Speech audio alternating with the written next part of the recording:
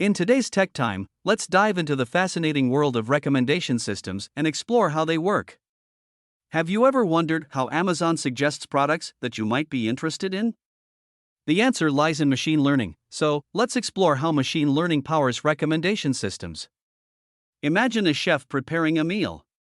The chef follows a set of instructions on how to prepare the dish, what ingredients to use, their proportions, and cooking times.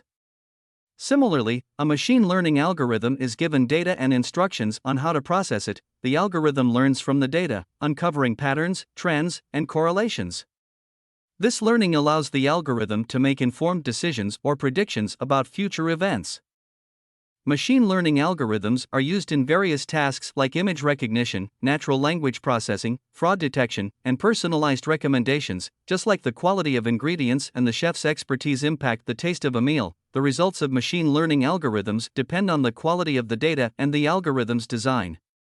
With well-crafted algorithms and high-quality data, businesses and organizations can gain valuable insights that give them a competitive edge. So, next time you receive personalized recommendations while shopping online or streaming a movie, remember that it's the power of machine learning at work.